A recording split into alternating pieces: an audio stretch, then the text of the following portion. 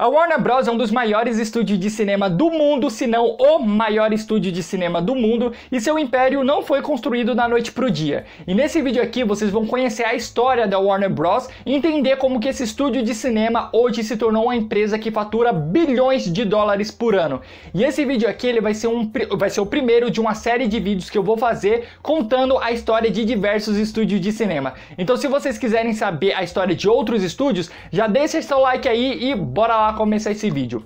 Bom, a Warner Bros. Ela foi fundada por 4 irmãos poloneses, que no caso é o Harry, o Sam, o Albert e o Jack Warner. E eles foram para os Estados Unidos ali quando eles já eram adultos, e em 1903 eles entraram na indústria cinematográfica, abrindo um pequeno cinema na Pensilvânia, onde eles exibiam filmes já prontos, feitos por outros estúdios ali da época. E quando os seus negócios começaram a aumentar, eles começaram a adquirir outros cinemas ali no estado da Pensilvânia. Assim, eles acabaram fundando uma empresa que eu vou colocar o nome dela aqui, porque eu não vou nem me ousar a pronunciar esse nome. Que no caso essa empresa era focada em principalmente distribuir filmes feitos por outros estúdios ali da época para serem exibidos nos cinemas dos irmãos Warner. Então a Warner Bros. Quando ela surgiu, a sua ideia principal era ser uma rede de cinema e uma distribuidora de filmes. Só que como as pessoas começaram a frequentar cada vez mais e mais o cinema, a empresa ela começou a ganhar muito dinheiro e se expandir muito.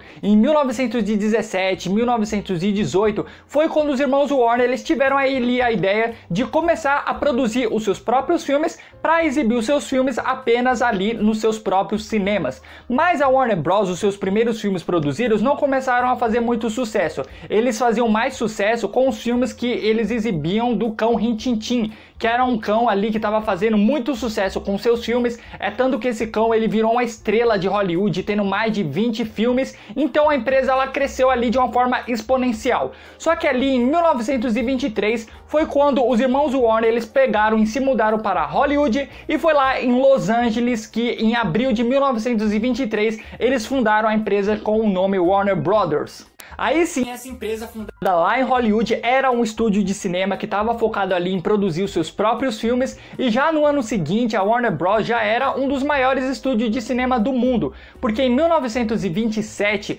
eles lançaram um filme que mudaria ali o cinema de uma forma como um todo, que eles lançaram um filme chamado O Cantor de Jazz. E esse filme ele revolucionou ali a história do cinema, porque ele foi o primeiro filme falado, foi o primeiro filme com áudio sincronizado, e muitas pessoas que assistiram esse filme na época, além de elas acharem um excelente filme, elas adoraram esse novo formato de ver filmes falados, porque como vocês provavelmente bem sabem, ali nos anos 20 a maioria dos filmes que eram exibidos no cinema, nos cinemas eram filmes mudos, e algumas pessoas acharam que esse novo formato ali de filme falado seria apenas uma moda passageira, mas muitas pessoas no mundo inteiro realmente adoraram esse novo formato, então diversos outros estúdios começaram a seguir esse novo padrão que a Warner estabeleceu de produzir ali os seus filmes falados.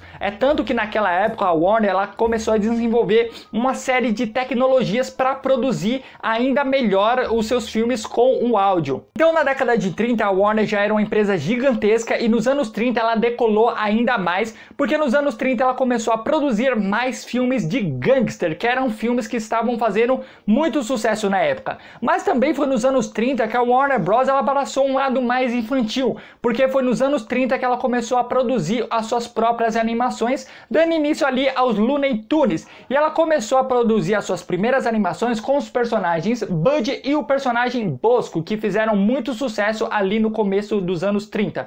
Aí depois que surgiu ali o Pernalonga e o Patolino, que também fizeram muito sucesso na época, e são personagens que fazem muito sucesso até os dias de hoje.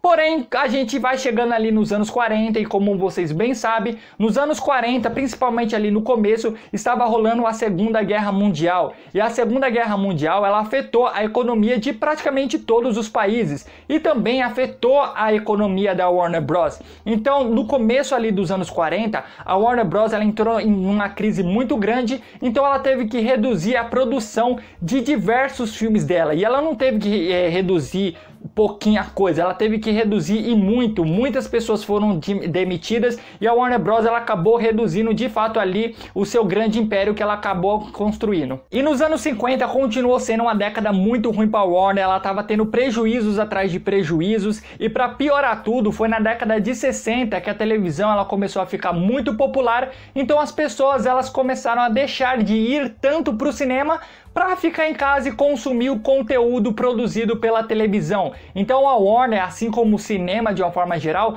começou a ter um concorrente muito grande que era a televisão. E foi nos anos 60 que também um dos 4 irmãos Warner acabou morrendo. Então os irmãos que continuaram vivos, eles nos anos 70 não tiveram outra opção a não ser vender a Warner. Então quando eles venderam pela primeira vez, acabou não dando muito certo essa venda, depois eles venderam novamente a Warner e dessa vez eles venderam ali para um empresário visionário, que no caso foi o Steve Ross. E esse cara, ele era um empresário muito rico na época, que ele tinha uma visão diferente dos irmãos Warner. Porque os irmãos Warner, na época, eles queriam combater ali a televisão com filmes, eles queriam criar mais conteúdos de filmes para tirar as pessoas de frente da televisão e trazê-las novamente ali para a sala de cinema. Só que o Steve Ross foi um cara que tinha uma visão muito diferente, porque ele pensava da seguinte forma: ao invés de eles criarem mais conteúdos para o cinema, eles começariam a produzir também conteúdos para a televisão. Então ele queria ganhar dinheiro também produzindo conteúdos para a televisão. Então foi quando ele começou a criar também a Time Warner, que é ali uma empresa muito grande que tem muitas outras empresas debaixo do seu guarda-chuva. Por exemplo, a Time Warner é uma empresa que é dona também da HBO Max, que é um serviço de streaming igual a Netflix. Então a Time Warner, quando ela foi criada, a ideia dela era ser uma grande empresa que produziria entretenimento para tudo que é área, como também música e videogame. E quando o Steve Ross ele assumiu ali de fato a Warner nos anos 70, o seu foco principal era produzir conteúdo para televisão. Então foi nos anos 70 que começaram a surgir as primeiras séries que ficaram muito conhecidas na Warner. E nos anos 80 foi quando a Warner realmente ela teve de volta ali a sua ascensão. Foi quando a Warner ela começou a produzir novamente filmes com grandes orçamentos que seriam campeões de bilheteria. Em 1989 foi quando a Warner ela começou a se fundir com diversas outras empresas muito conhecidas, como por exemplo a Time INS, que é uma revista muito conhecida aí no mundo. Então a partir daí a Warner ela começou a ficar muito mais valorizada e começou a adquirir diversos outros conteúdos, diversos outros direitos de conteúdos que estavam dando muito certo. A Warner adquiriu, por exemplo, os direitos de produzir conteúdo sobre Harry Potter. E por mais que o primeiro filme do Harry Potter tenha sido lançado em 2001, a Warner ela já tinha os direitos de produzir conteúdo sobre o Harry Potter já tinha um bom tempo, para falar a verdade. E a Warner Bros. Ela tem uma característica muito parecida com a Disney, que é, ao invés de ela criar muitos conteúdos próprios, ela compra marcas que já estão fazendo muito sucesso para construir e criar e produzir conteúdos dessas marcas que já estão fazendo muito sucesso. Como por exemplo, a Disney ela comprou a Lucasfilmes, então ela continua produzindo aí filmes de Star Wars. A Disney comprou a Pixar, então ela continua aí produzindo filmes da Pixar. E a Warner também, ela comprou os direitos ali do Harry Potter, então ela fica fazendo filme do Harry Potter até hoje. A Warner ela comprou os direitos de produzir filmes sobre personagens da DC Comics, então até hoje ela continua aí produzindo diversos conteúdos sobre a DC Comics. E isso vem dela desde a época lá dos irmãos Warner, porque os irmãos Warner lá nos anos 40, nos anos 30, quando eles estavam ali nos seus auge, eles também eram cheios de ficar comprando ali rádios, teatro. E hoje em dia a Warner ela fica debaixo de outro guarda-chuva, que no caso é o guarda-chuva de uma empresa chamada AT&T, que eu acho que eu pronunciei, certeza que eu pronunciei errado, mas no caso é uma empresa de telecomunicações muito conhecida aí, bilionária, que existe há mais de 130 anos. E como esse canal aqui é sobre o cinema, vale citar aqui alguns dos maiores sucessos da Warner ao longo aí da sua história. A gente pode começar como, por exemplo, o filme Casablanca, lançado em 1942.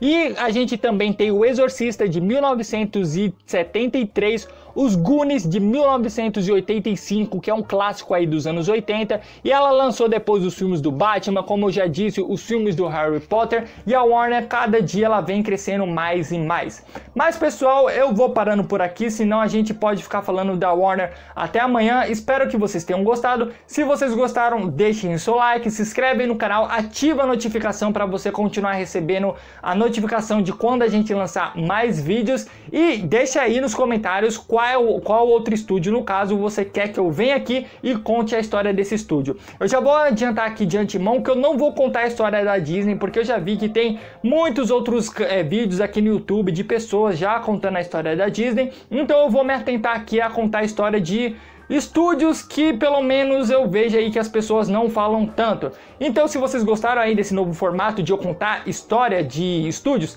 se inscreve no canal, deixa seu like para saber que vocês gostaram e siga a gente nas nossas redes sociais, que os links das nossas redes sociais vão estar todos aqui embaixo na descrição, e também procura aí do seu agregador de podcast preferido o Diário do Cinema, porque o Diário do Cinema também agora está com podcast que está muito legal. Então é isso, até a próxima semana com mais um vídeo do Diário do Cinema.